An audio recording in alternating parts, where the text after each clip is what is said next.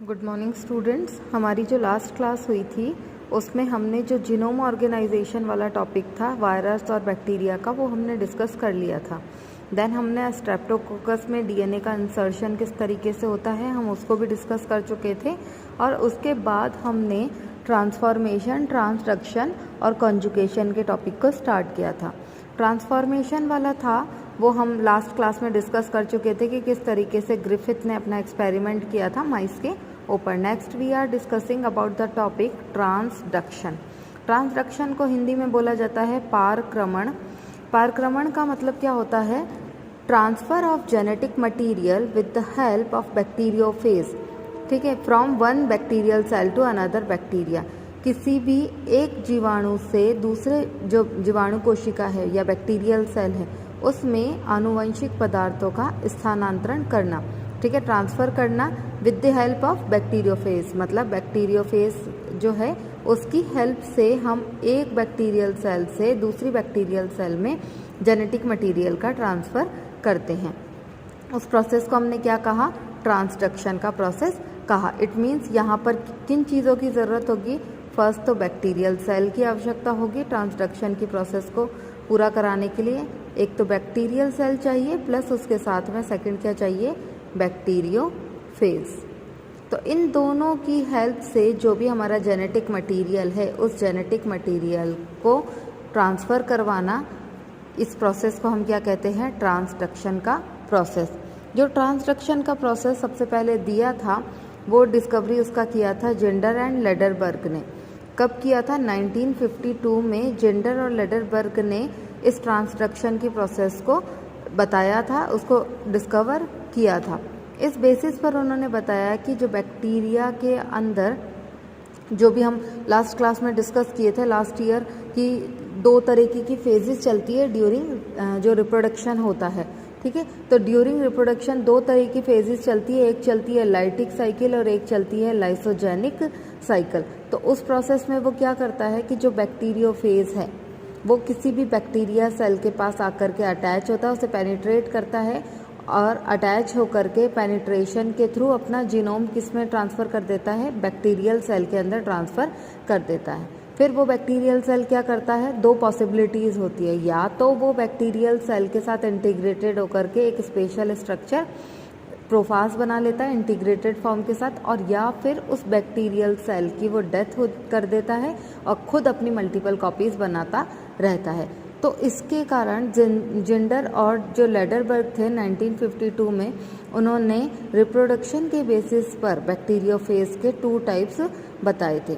एक बताया था वायरुलेंट फेज। वायरुलेंट फेज है, इसका मतलब ये इन्फेक्शन ज़्यादा करेगा, और दूसरा है नॉन वायरुलेंट फेज। बैक्टीरियोफेज का ही है इसलिए नॉन वायरुलेंट फेज। इसका मतलब है कि यहाँ पर जो इन्फेक्शन होगा थोड़ा सा कम होगा कंपैरेटिवली। देन उन्होंने क्या बताया था कि वायरुलेंट फेज जो है वो लाइटिक साइकिल के लिए रिस्पॉन्सिबल होता है और नॉन वायरुलेंट फेज जो होता है वो लाइसोजेनिक साइकिल के लिए रिस्पॉन्सिबल होता है। जब भी लाइटिक साइकिल रन होती है तो लाइटिक साइकिल में जो होस्ट सेल होती है, जैसे इस एग्जाम्पल में हम जो बात कर रहे हैं वो होस्ट सेल कौन सी होगी? Bacterial cell. तो यहाँ पर जो होस्ट सेल होती है, बैक्टीरियल सेल होती है, उसकी डेथ हो जाती है। तो वो जो है वो हमारा वायरुलेंट पार्ट है, बहुत ही उग्र पार्ट होगा। इसके साथ जो ही लाइसोजेनिक साइकिल चल रही है उसमें बैक्टीरियल सेल के साथ बैक्टीरियोफेज का जीनोम जो है वो आकर के अटैच हो जाता है, और अटैच होने के बाद में एक इंटीग्रेटेड फॉर्म का वो फॉर्मेशन करता है, और वो इंटीग्रेटेड फॉर्म क्या कहलाती है? प्रोफाज कहलाती है। ये प्रोफाज क्या करेगा? अपनी मल्टीपल कॉपीज़ को बनाएगा, और मल्टीपल कॉपीज़ को बनाने के बाद नेक्स्ट बैक्टीरियल सेल को इन्फेक्टेड करने का काम करता है। तो जो जेंडर और लेडरबर्ग ने अपना ये प्रोसेस बताया था लाइटिक साइकिल और लाइसोजेनिक साइकिल का, उन्होंने ट्रांसडक्शन की प्रोसेस को टू पार्ट्स में डिवाइड करके एक्सप्लेन किया था।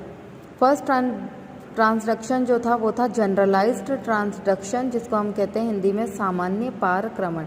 इसका मतलब है कि यहाँ पर जो ट्रांसडक्शन की प्रोसेस होगी वो बिल्कुल जनरल मैनर में चलेगी, जो लास्ट ईयर हमने पढ़ा था लाइटिक और lysogenic cycle as it is run करती रहेगी।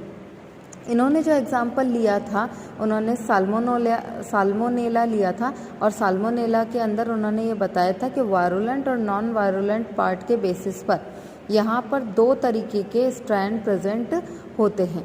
2 तरीके के स्ट्रैंड में उन्होंने फर्स्ट स्ट्रैंड बताया था LA22 स्ट्रैंड, और सेकंड बताया था LA2 स्ट्रैंड। अब जो ये जनरलाइज ट्रांसडक्शन की प्रोसेस चल रही थी, उसमें साल्मोनेला जो था उसके अंदर जो स्ट्रैंड थे LA22 स्ट्रैंड, उसमें क्या कैपेसिटी थी, उसमें मिथियोनिन और हिस्टिडीन का सिंथेसिस करने की कैपेसिटी थी। मतलब ये दोनों जो थे उनका वो सिंथेसिस कर सकता था, लेकिन वो फिनाइल एलेनिन और ट्रिप्टोफेन जो था उसके लिए वो सिंथेसिस करने में कैपेबल नहीं था। तो it's not capable to synthesize phenylalanine and tryptophan. तो अगर हम इसको लिखें कि ये किस चीज़ के लिए रिस्पॉन्सिबल था, ये मिथाइनिन के सिंथेसिस के लिए रिस्पॉन्सिबल था, प्लस हिस्टिडीन के सिंथेसिस के लिए रिस्पॉन्सिबल था, उसके साथ ये फिनाइल जो था उसके लिए इनकेपेबल था, और उसके साथ जो हमारा ट्रिप्टोफेन था उसके लिए भी ये इनकेपेबल था। तो हम इस स्ट्रैंड को इस फॉर्म में लिख सकते हैं। इसी तरीके से उन्होंने जो सेकंड स्ट्रैंड बताया था वो था LA2 स्ट्रैंड। LA2 स्ट्रैंड में क्या था, MET minus HIS minus PHE plus TRP plus. It means कि ये मिथाइनिन जो है, मिथायोनिन, उसके लिए नॉट कैपेबल है, कैपेबल नहीं है। ये हिस्टिडीन के लिए कैपेबल नहीं है।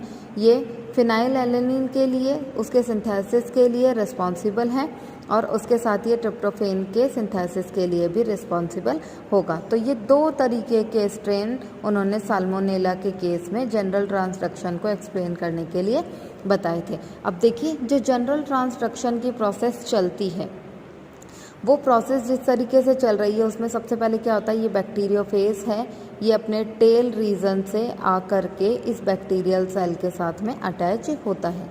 ये क्या है, ये हमारा बैक्टीरियल DNA है, ये हमारा बैक्टीरियल DNA है, और ये हमारा बैक्टीरियोफेज का DNA, बैक्टीरियोफेज का DNA। वायरल DNA हो गया, ये वायरुलेंट पार्टिकल्स का। अब क्योंकि जनरल ट्रांसडक्शन चल रहा है, तो जनरल ट्रांसडक्शन में हम सबसे पहले लाइटिक साइकिल को डिस्कस कर रहे हैं।